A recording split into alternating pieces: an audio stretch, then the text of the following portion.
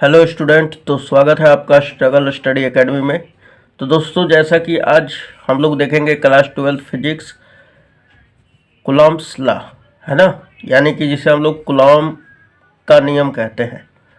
अब देखिए दोस्तों, क्या होता है कि कूलॉम का जो नियम है ये बोर्ड एग्जाम से रिलेटेड बहुत ही मोस्ट इम्पोर्टेंट क्वेश्चन है। ठीक है, कि लिख देगा कि दो बिंदु आवेशों के बीच कूलॉम बल का व्यंजक ज्ञात कीजिए, या कूलॉम के नियम को लिखकर उसके बल का व्यंजक ज्ञात कीजिए, ऐसा क्वेश्चन आ जाता है। ठीक, और इसी में रिलेटेड आ जाता है हमारा विद्युतशीलता, कि विद्युतशीलता का सही मात्रक क्या होता है, विमीय सूत्र क्या होता है, फिर विद्युतशीलता का निर्वात की विद्युतशीलता का मान कितना होता है, राइट, किससे सूचित किया जाता है, पारावैद्युतांक क्या होता है, पारावैद्युतांक का मान क्या होता है निर्वाती या वायु में। तो वगैरह वगैरह क्वेश्चन जो है आपका बन सकता है बोर्ड एग्जाम में। और ये जो टॉपिक है बोर्ड एग्जाम से बहुत ही मोस्ट इम्पोर्टेंट है।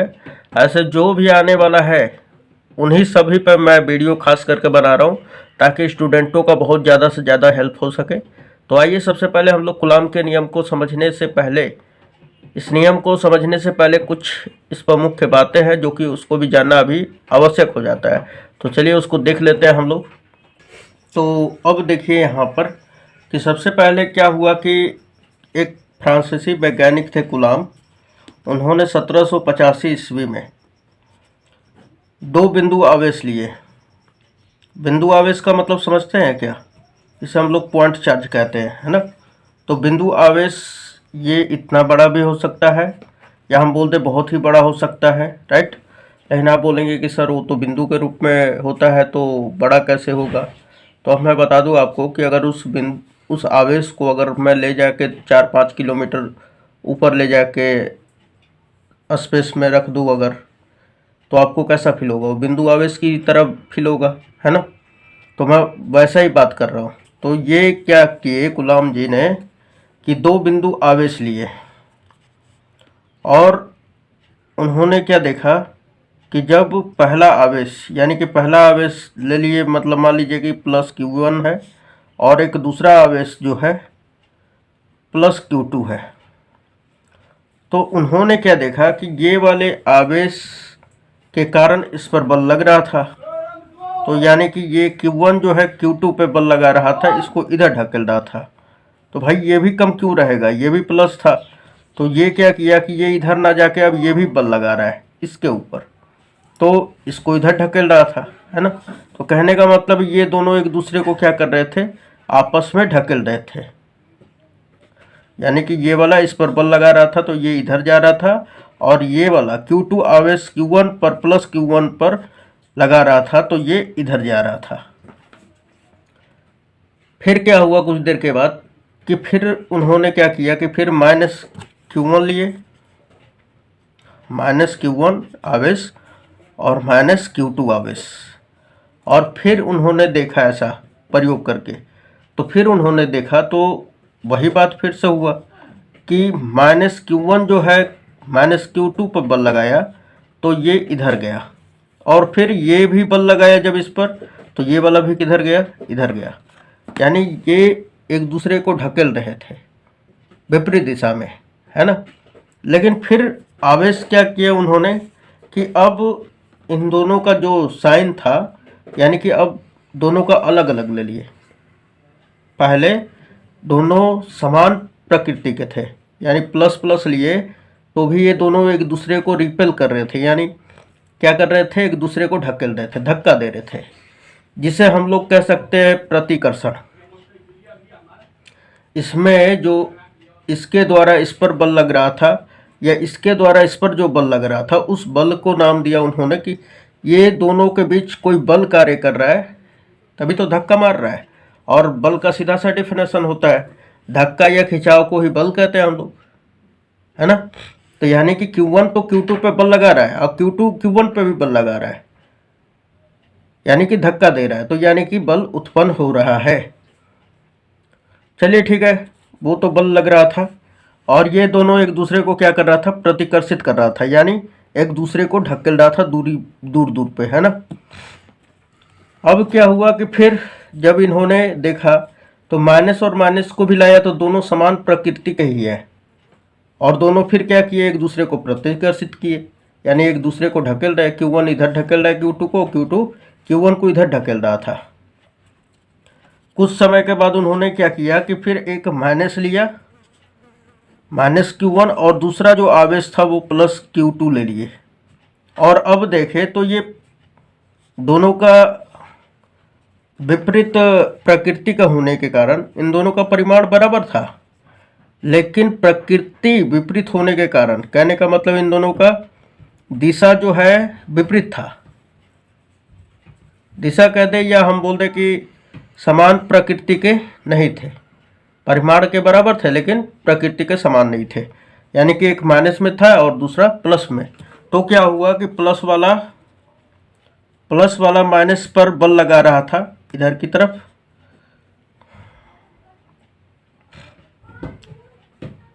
यानी एक दूसरे पर लगा रहा था, ये इसके ऊपर और ये वाला इसके ऊपर लगा रहा था।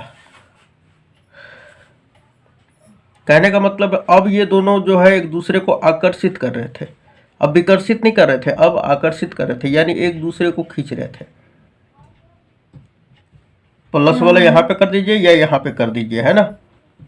इसी प्रकार प्लस वाला को जब यहाँ पे रखा गया और माइनस वाले को यहाँ पे रखा गया तो सेम टू सेम वही कंडीशन यहाँ पे फॉलो हुआ, ठीक है। तो ये सभी चीज़ देखने के बाद, यानी कि यहाँ पर क्या क्या देखें कि प्लस और प्लस है दोनों, तो ये एक दूसरे को क्या करेंगे, रिपेल करेंगे, एक दूसरे को ढकेलेंगे, राइट। और जब एक प्लस है और दूसरा माइनस है तो ये दोनों क्या करेंगे, एक दूसरे को अट्रैक्ट करेंगे, यानी आकर्षित करेंगे। तो ये जो एक दूसरे को ढकेल रहे या आकर्षित कर रहे हैं, तो इनके बीच कौन सा कारक है, तो उस कारक का नाम इन्होंने दिया कूलॉम बल। क्या दिया, कूलॉम बल।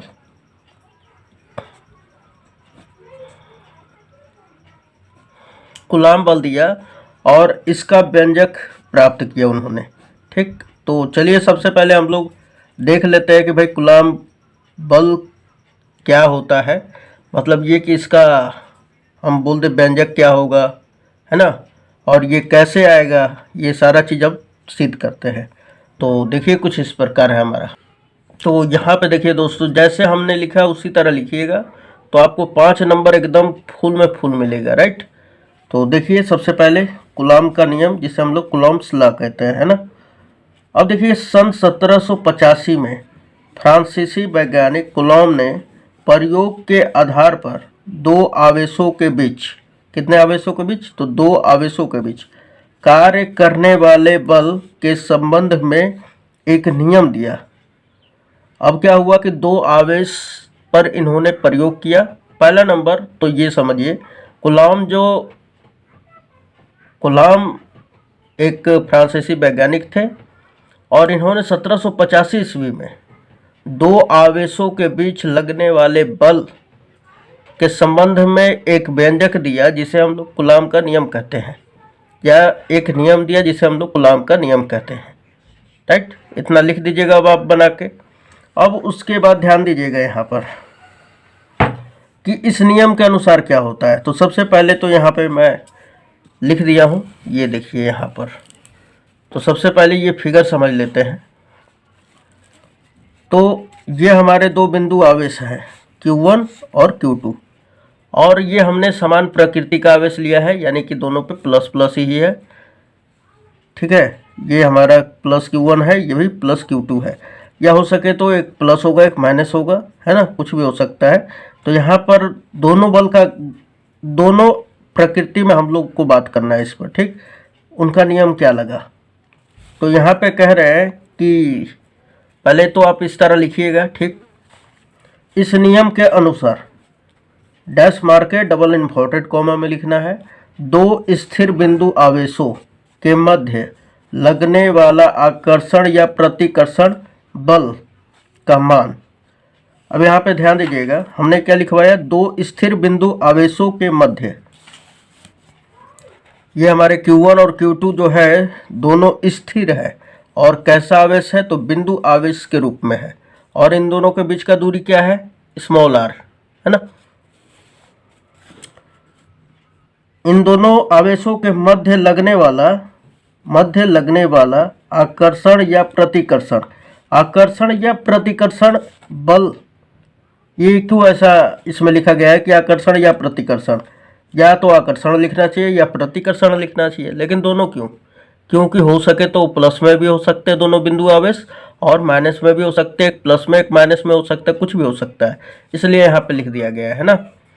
तो फिर से बता दें आपको कि दो स्थिर बिंदु आवेशों के मध्य लगने वाला आकर्षण या प्रतिकर्षण बल का मान दोनों आवेशों के परिमाणों के गुणनफल के समानुपाती होता है। कौन? तो मैं यहाँ पे आपको बताते चलूँ,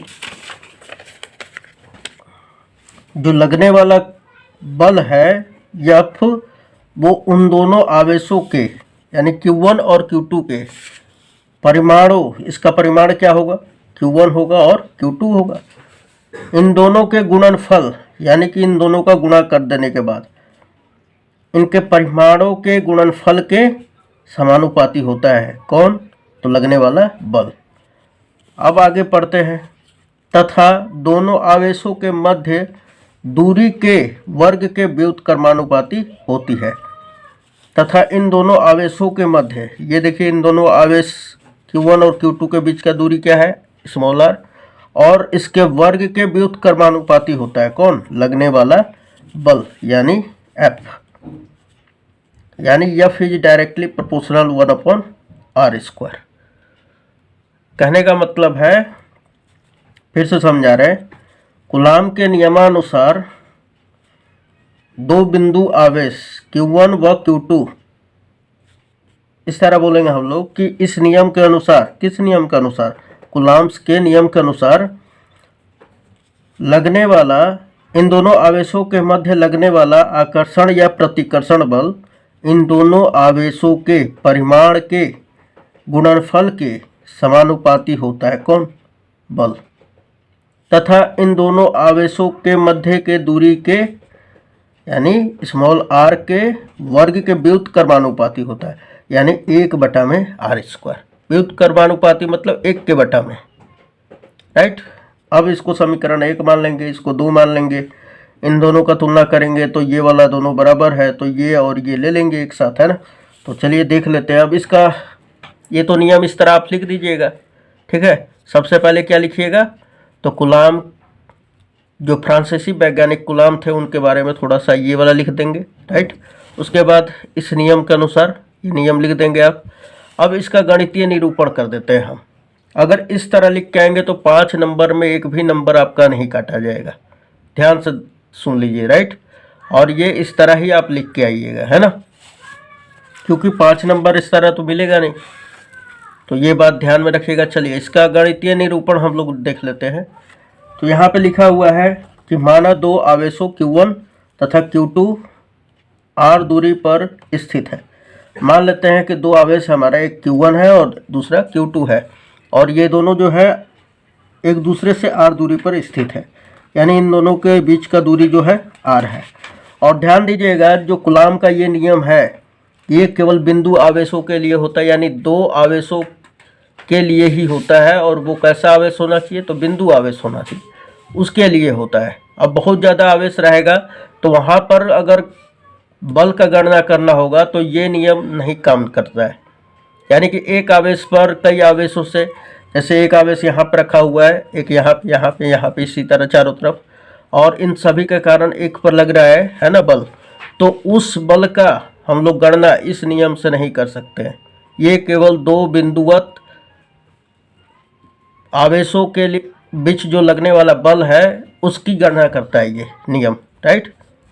तो अब आपको इतना समझ में आ रहा होगा, है ना। चलिए, तो हमने क्या लिखा है यहाँ पे कि माना दो आवेशों Q1 तथा Q2 r दूरी पर स्थित है। कौन? Q1 और Q2 कितने दूरी पे? r दूरी पर। तो उनके मध्य लगने वाला आकर्षण या प्रतिकर्षण बल F है। तो अब इन दोनों आवेशों के मध्य जो लग रहा है बल वो F मान लिया जाए। तो कूलाम के नियम से, कूलाम के अनुसार क्या हुआ? दोनों आवेशों के गुणनफल के समानुपाती होता है लगने वाला बल, यानी F is directly proportional Q1 Q2 ये समीकरण नंबर 1 मान लेंगे। तथा इसी प्रकार क्या होता है, इन दोनों आवेशों के मध्य दूरी के वर्ग के व्युत्क्रमानुपाती होता है। कौन? लगने वाला बल, यानी F व्युत्क्रमानुपाती 1/r²। चलिए इसको समीकरण 2 कर लीजिए। अब यहाँ पे लिख देंगे समीकरण 1 व 2 से, यानी 1 व 2 से F और F बराबर है तो 1 ले लेंगे हम, ये वाला ऊपर ले लेंगे और ये क्या होगा, 1 का गुणा इसमें हो जाएगा तो Q1 Q2 हो जाएगा बटा में r², राइट।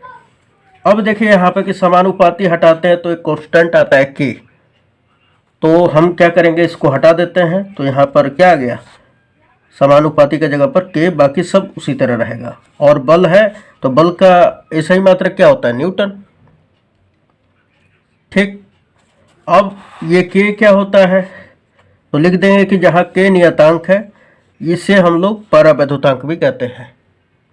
अब देखिए दोस्तों कि अगर आप इतना ही खाली केवल लिख देते हैं, सुन रहे हैं ना मेरा बात, अगर कूलाम के नियम में आप इतना ही लिख देते हैं तो आपको फुल में फुल नंबर 5 नंबर मिल सकता है। लेकिन इस तरह लिखिएगा तो बहुत बढ़िया रहेगा, राइट, और आपको नंबर फुल में फुल देगा टीचर। अब इससे रिलेटेड बहुत मुख्य बातें हो जाती है कि भाई K का जो मान होता है निर्वात में कुछ और होता है, ठीक है, और किसी माध्यम में जैसे कुचालक माध्यम में अलग, जैसे कुचालक माध्यम मोम हो गया या फिर आपका हम कह दें कांच हो गया, तेल हो गया, ये सब क्या है, कुचालक है, तो उसमें K का मान अलग हो जाता है। तो आइए सबको भी देख लेते हैं। उसमें ऑब्जेक्टिव क्वेश्चन यानी 1 नंबर के क्वेश्चन बनने का बहुत ज़्यादा उम्मीद रहता है, तो चलिए देखते हैं उसको भी। तो अब ध्यान दीजिएगा दोस्तों कि हमने कूलाम बल का व्यंजक क्या पाया कि F = K Q1 Q2 upon r², ठीक।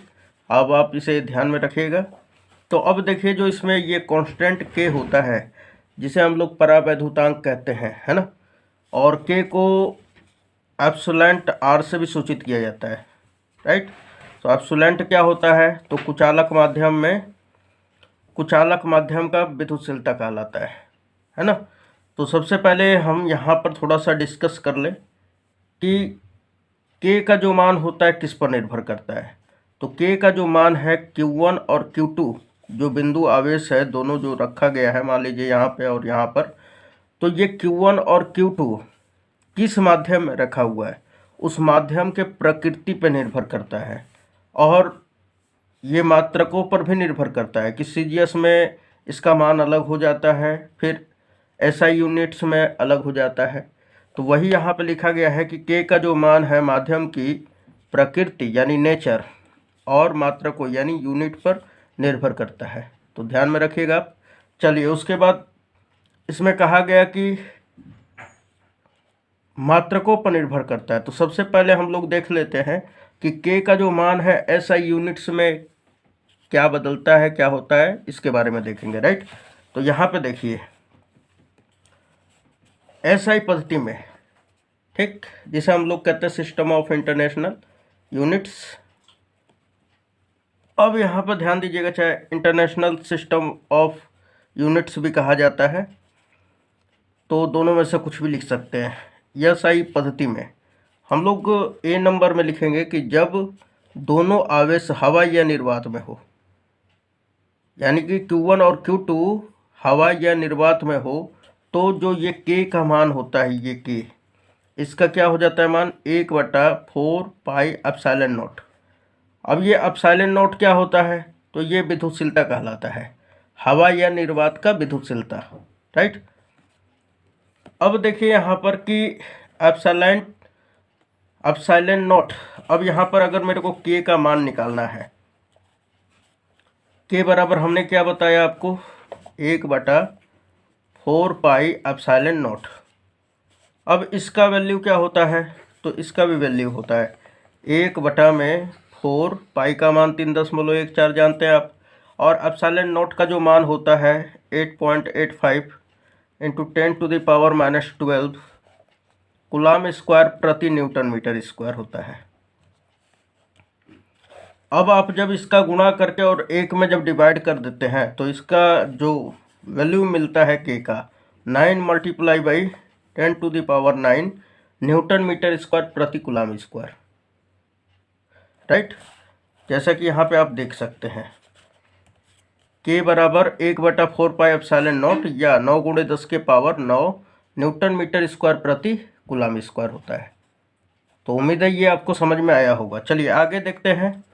तो यहाँ पे एप्सिलॉन नॉट, इसको एप्सिलॉन नॉट कहा जाता है, ठीक। या एप्सिलॉन 0 भी आप पढ़ सकते हैं, और इस तरह केवल खाली आप एप्सिलॉन पढ़ेंगे। एक्चुअल में इसका जो सिंबल होता है, ये सिंबल इस तरह होता है, कुछ इस प्रकार होता है ना। तो आप जल्दी जल्दी लिखने में आप इस तरह भी प्रयोग कर सकते हैं, या इस तरह बन रहा है तो आप इस तरह भी लिख सकते हैं, कोई दिक्कत नहीं है ना। तो इसको केवल कहा जाता है एप्सिलॉन, जब 0 लगा देते हैं तो एप्सिलॉन 0 या एप्सिलॉन नॉट भी कह सकते हैं, ठीक। जिसे हम लोग क्या कहेंगे इसको, तो निर्वात या हवा में हवा का विद्युतशीलता है हमारा। चलिए इतना हुआ। तो वही यहाँ पे लिखे हैं कि यहाँ एप्सिलॉन नॉट बराबर निर्वात की विद्युतशीलता होती है, जिसका वैल्यू क्या होता है 8.854 × 10⁻⁻12 कूलम स्क्वायर प्रति न्यूटन मीटर स्क्वायर। तो सबसे पहले बात उठता है यहाँ पर कि K का मात्रक क्या होगा, ठीक है। K का मात्रक कैसे हमने निकाला कांस्टेंट का, तो यहाँ पर देख सकते हैं आप कि K का मात्रक अगर मैं निकालूँ तो F बराबर क्या था, K Q1 Q2 upon R square. अब मैं यहाँ से K का मान निकालना चाह रहा हूँ कि K बराबर क्या होगा। तो F तो इधर ही रहने देते हैं, और R स्क्वायर इधर डिवाइड में इधर गया तो मल्टीप्लाई में। अब ये Q1 Q2 गुणा में इधर आएगा तो भाग में हो जाएगा ना, इधर आएगा तो बराबर के, तो यहाँ पे लिख देंगे Q1 Q2, और ये क्या रह गया इधर के। अब देखिए बल का ऐसा ही मात्रक क्या होता है, न्यूटन, और R क्या है, दूरी है ना दोनों आवेशों के बीच का, इसका हो जाएगा मीटर स्क्वायर। यहाँ पे इसका कूलम होता है आवेश का, ऐसा ही मात्रक कूलम आपको बता चुके हैं हम। तो इसका कूलम और इसका भी कूलम, कूलम स्क्वायर हो जाएगा। मीन्स ये कि K का जो ऐसा ही मात्रक होगा न्यूटन मीटर स्क्वायर प्रति कूलम स्क्वायर। और K बराबर क्या होता है 1/4 एप्सिलॉन नॉट। अब एप्सिलॉन नॉट को यहाँ पे भेज दीजिए और K को यहाँ पे लेके आइए। तो एप्सिलॉन नॉट बराबर क्या हो जाएगा 1/K, और 4 तो कांस्टेंट है, इसका कोई भी ऐसा ही मात्रक नहीं होता है ना। चलिए तो अब बताइए कि K का क्या आया है यूनिट, न्यूटन मीटर स्क्वायर प्रति कूलम स्क्वायर। तो जब 1 के बटा में ये वाला रखेंगे तो कूलम स्क्वायर ऊपर चला जाएगा, बटा में न्यूटन मीटर स्क्वायर आ जाएगा। मीन्स ये कि दोनों का आप ऐसा यूनिट्स निकाल सकते हैं। तो K का ऐसा यूनिट्स क्या होगा, न्यूटन मीटर स्क्वायर प्रति कूलम स्क्वायर, और इसी के विपरीत जस्ट एप्सिलॉन नॉट का हो जाएगा कूलम स्क्वायर प्रति न्यूटन मीटर स्क्वायर, राइट। चलिए एप्सिलॉन नॉट का विमीय सूत्र क्या होगा, तो आइए एप्सिलॉन नॉट का विमीय सूत्र भी ज्ञात कर लेते हैं, है ना। तो इसका तो अब देखिए एप्सिलॉन नॉट के लिए हम लोग क्या करेंगे, विमीय सूत्र ज्ञात करने के लिए अब ये थोड़ा सा इस फॉर्मूला पे ध्यान देंगे। F बराबर क्या था K Q1 Q2 upon R square. तो अब बताइए यहाँ पर कि हमने K के जगह पर क्या रख दिया 1/4 एप्सिलॉन नॉट। अब यहाँ पे एप्सिलॉन नॉट का सूत्र ज्ञात कर लीजिए। तो यहाँ पे देखिए R स्क्वायर इधर डिवाइड में है, इधर आएगा तो मल्टीप्लाई में। सो एप्सिलॉन नॉट बराबर, या एप्सिलॉन नॉट को इधर लेके आइए और बल को इधर लेके आ जाइए, है ना, सबसे बढ़िया। तो 1/4 से कोई लेना देना नहीं है, इसको छोड़ देते हैं हम लोग, है ना। तो क्या हो जाएगा, सिंपली खाली समझाने के लिए केवल है Q1 Q2 upon R square, और ये F को इधर भेज दिए हैं तो ये F इधर आ गया।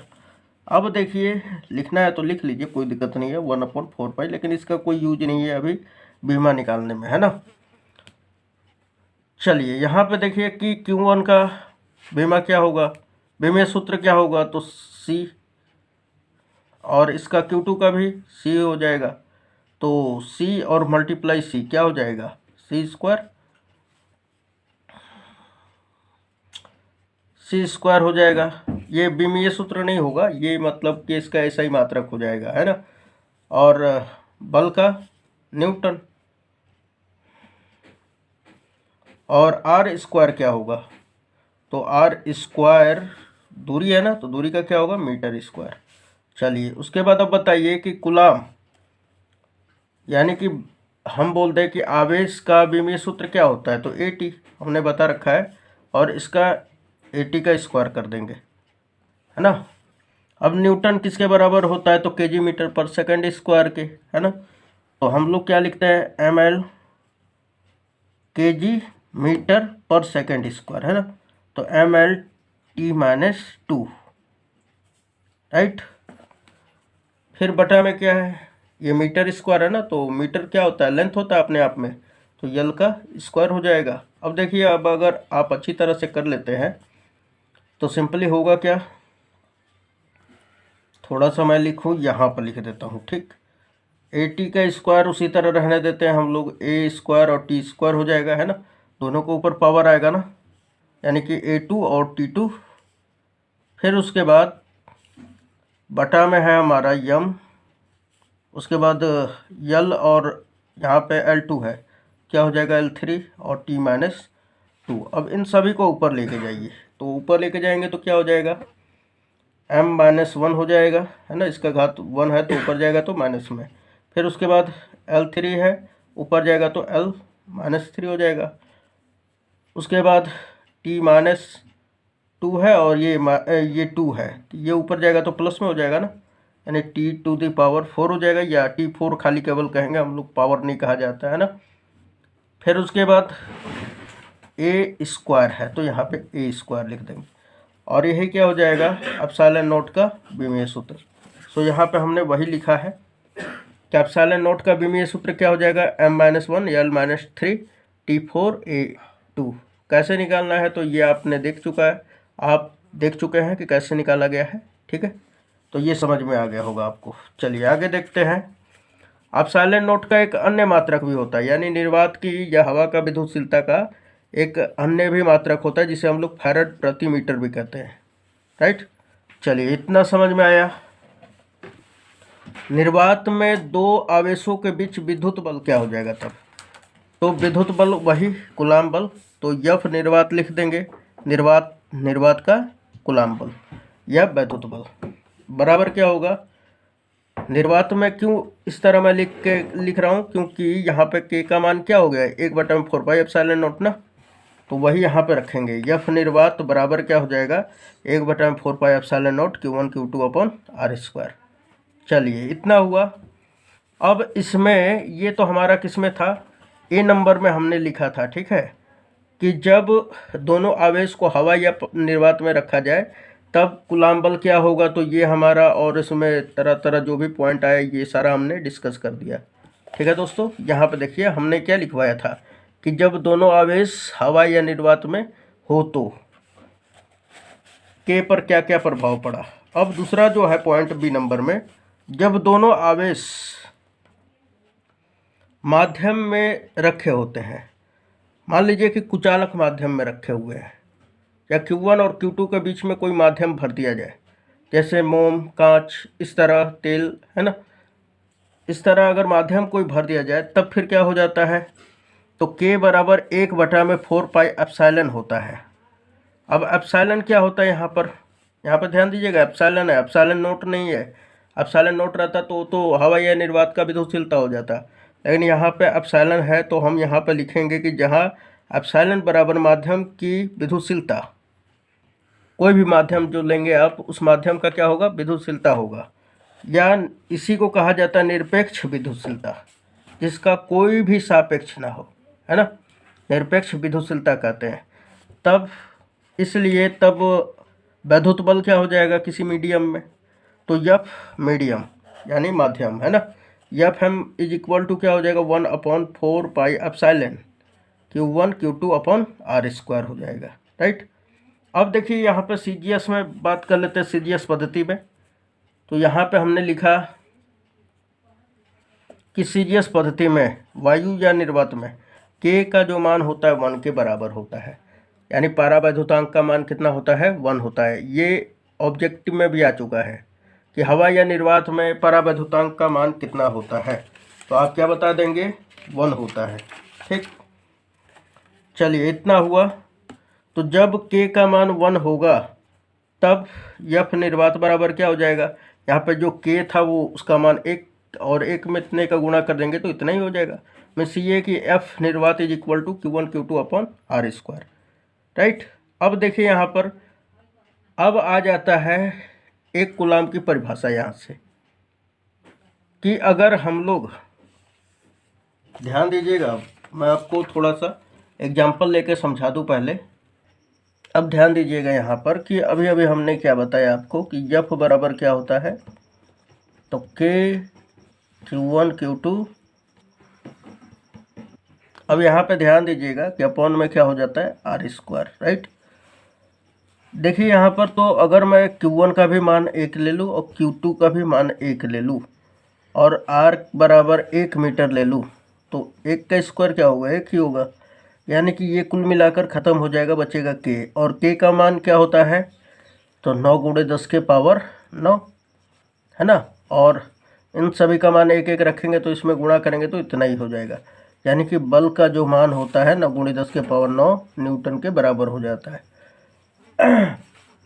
जब F का यानी कि जब Q1 और Q2 1 कूलाम होगा और दूरी 1 मीटर होगा तो जो लगने वाला बल होगा वो F न्यूटन, मतलब F is equal to 9 × 10⁻⁹ newton होगा, है ना। तो यहाँ पर अब 1 कूलाम का परिभाषा किस प्रकार देंगे उसको अब समझेंगे। तो यहाँ पे देखिए हमने हेडिंग लगा दिया है पहले, ठीक। जैसे मैं लिखा हूँ एकदम बिल्कुल उसी तरह लिखिएगा, ठीक है। 1 कूलाम की परिभाषा, यदि Q1 Q2 बराबर Q, है ना, इन दोनों का परिमाण और प्रकृति दोनों बराबर है, इसलिए हमने इसको Q के बराबर मान लिया दोनों, ठीक। बराबर 1 कूलाम और R बराबर 1 मीटर हो तो F बराबर 9 × 10⁻⁹ न्यूटन होगा। जब इतना होगा तो अब हम यहाँ से 1 कूलाम यानी कि Q का मान 1 कूलाम निकालना चाहते हैं, कैसे होगा। तो यहाँ पे देखिए सबसे पहले लिखेंगे कि इसलिए कूलाम के अनुसार F बराबर तो इतना होता है, F के जगह पे रखिए, F की जगह पे क्या रखेंगे 9 × 10⁹ तो यहाँ पे हमने रख दिया। फिर देखिए बराबर किधर क्या है K, तो K का मान क्या है हमारा, K का मान तो आप जानते हैं ना 9 × 10⁻⁹ ही होता है ना। चलिए इतना हो गया। फिर यहाँ पे Q1 के जगह पे भी Q रख दिए हैं और Q2 के जगह पे भी Q, तो Q का Q में गुणा होगा तो क्या होगा Q स्क्वायर, बटा में R के जगह पे क्या लेना है 1 मीटर, तो यहाँ पे रखेंगे 1 का स्क्वायर। तो यहाँ से देखें आपकी ये वाला इससे कट जाएगा और 1 का स्क्वायर 1 और बटा में छिप जाता है ना, यानी Q स्क्वायर बराबर क्या आ जाएगा, स्क्वायर भेज देंगे तो ±1 कूलाम के बराबर हो जाता है। चलिए तो इससे क्या परिभाषा निकल के आ रहा है अब उसके बारे में आप लोग जानते हैं, है ना। तो यहाँ पे परिभाषा आ जाता है कि 1 कूलाम बराबर, हमने लिख दिया यहाँ पे 1 कूलाम, इसको हेडिंग लगा के लिखेंगे कि निर्वात या वायु में परस्पर 1 मीटर की दूरी पर स्थित 2 समान परिमाण के आवेशों के मध्य अगर इतना न्यूटन यानी 9 × 10 के पावर 9 न्यूटन का विद्युत बल कार्य करता है तब प्रत्येक आवेश का परिमाण 1 कूलाम के बराबर होता है। ध्यान दीजिएगा यहाँ पे बोल रहा है कि निर्वात या वायु में Q1 और Q2 दो आवेश अगर 1 मीटर की दूरी पर स्थित हो और उन दोनों आवेशों के मध्य लगने वाला बल 9 × 10 के पावर 9 न्यूटन हो तब प्रत्येक आवेश का जो परिमाण होता है वो 1 कूलाम के बराबर होता है। तो उम्मीद है ये आपको समझ में आ गया होगा, ठीक। अब हम लोग देखते हैं परावैद्युतांक, जिसे हम लोग डाई इलेक्ट्रिक कांस्टेंट भी कहते हैं हम लोग। तो परावैद्युतांक का क्या परिभाषा होता है उसे हम लोग समझ लेते हैं। तो यहाँ पे ध्यान दीजिएगा, बोल रहा है कि निर्वात या वायु में एक दूसरे से कुछ दूरी पर 2 बिंदु आवेशों के बीच लगने वाला वैद्युत बल तथा उन्हीं आवेशों को उतनी ही दूरी पर कुचालक माध्यम जैसे कांच, मोम, तेल आदि, है ना, में रखने पर उनके बीच लगने वाले वैद्युत बल के अनुपात को परावैद्युतांक कहते हैं। इसका मतलब समझिएगा, कह रहा है कि निर्वात या वायु में एक दूसरे से कुछ दूरी पर, मान लीजिए कोई भी दूरी होगा, दो बिंदु आवेश को रख दिया जाए तो उनके बीच लगने वाला, जब पहला मैं बता रहा हूँ, जब दो आवेश को निर्वात या वायु में रखा जाए तो उन पर लगने वाला बल, यानी F निर्वात या F कह सकते हैं आप। यहाँ पे मेरा अंगुली ध्यान दे रहे हैं आप, K बराबर क्या लिखे हैं, F बटा में FM, है ना। तो फिर से समझिए कि जब दो बिंदु आवेशों को निर्वात या वायु में रखा जाता है तो उस पर लगने वाला जो बल होगा यानी F निर्वात, और उन दोनों आवेशों के मध्य जब हम लोग कुचालक माध्यम भर दें, जैसे कांच, मोम, तेल आदि, तो उनके बीच लगने वाला जो बल होगा यानी कि FM, यानी फोर्स मीडियम, है ना, यानी कि मीडियम का force, medium of force, right, माध्यम का जो बल है वैद्युत बल, वो इन दोनों का अनुपात क्या कहलाता है, परावैद्युतांक कहलाता है। अब परावैद्युतांक K को एप्सिलॉन R भी कहा जाता है, ठीक है। तो एप्सिलॉन R बराबर F बटा में FM, या आप ये लिख सकते हैं या आप ये लिख सकते हैं। अब देखिए यहाँ पर कि F निर्वात बराबर क्या होता है, तो F निर्वात बराबर 1/4 pi epsilon not Q1 Q2 upon R square, तथा F मीडियम बराबर क्या होता है, तो ध्यान दीजिएगा निर्वात में यहाँ पे निर्वात या हवा का विद्युतशीलता होगा, है ना, और यहाँ पर माध्यम लिया जा रहा है तो इसलिए माध्यम का ये विद्युतशीलता हो जाएगा, ठीक। तो FM बराबर 1/4 pi epsilon Q1 Q2 upon R square. अब यहाँ से F निर्वात और FM का दोनों का वैल्यू हम लोग इसमें रख दें या इसमें रख देते हैं, तो चलिए रख देते हैं हम लोग। तो हमने रख दिया, ठीक, F का मान यहाँ से रख दिया, F निर्वात का, और FM का यहाँ से रख दिए, ठीक है। यहाँ पर रख देने के बाद अब आप देखें यहाँ पर तो 1/4 पाई, 1/4 पाई नीचे और ऊपर दोनों है तो कट जाएगा दोनों ना, क्या बच रहा है यहाँ पे खाली केवल 1/एप्सिलॉन नॉट और यहाँ पे 1/एप्सिलॉन, ठीक है। अब देखिए ये वाला और ये वाला सेम टू सेम एक ही चीज़ है तो ये भी कट जाएगा, राइट। तो क्या बच रहा है 1/एप्सिलॉन नॉट अपॉन में 1/एप्सिलॉन।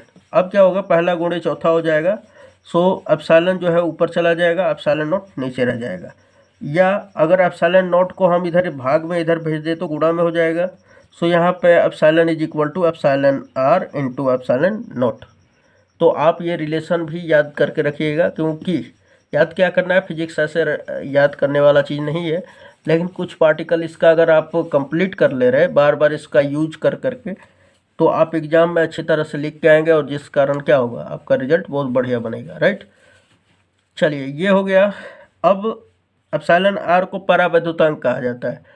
एप्सिलॉन R का यानी परावैद्युतांक का जो मान होता है, अब सुनिएगा मेरा ध्यान से बात, ठीक है। तो आपको यहाँ पे मैं बता दूँ कि शुद्ध जल का जो होता है परावैद्युतांक का मान, शुद्ध जल का जो मान होता है वो 80 होता है, ठीक है। और हवा या निर्वात के लिए जो होता है, हवा या निर्वात के लिए 1 होता है एप्सिलॉन नॉट का मान, ठीक है। और फिर आपका एक और होता है धातु के लिए, जिसे हम लोग सुचालक माध्यम भी कह सकते हैं, ठीक है, उसमें इन्फिनेटिव होता है। तो इन 3 वैल्यू को आप याद करके रखिएगा जिसमें एप्सिलॉन R का मान होता है, ठीक। तो पूछ देगा कि हवा या निर्वात में परावैद्युतांक का मान कितना होता है, तो एक आप बता देंगे। पानी में कितना होता है, तो 80 होता है। शुद्ध जल दे दे चाहे अशुद्ध जल दे दे, उसका 80 ही होता है, राइट। और धातु में कितना होता है, एप्सिलॉन नॉट होता है। तो उम्मीद है दोस्तों आपको ये वीडियो अच्छा लगा होगा। अगर बहुत अच्छा लगता है तो आप अपने दोस्तों में ज़रूर शेयर कीजिए, और लाइक शेयर तो क्या कहना, ये सब तो आप सुनते ही हैं। तो चलिए मिलते हैं बाद में नेक्स्ट डे नहीं नेक्स्ट वीडियो में। धन्यवाद।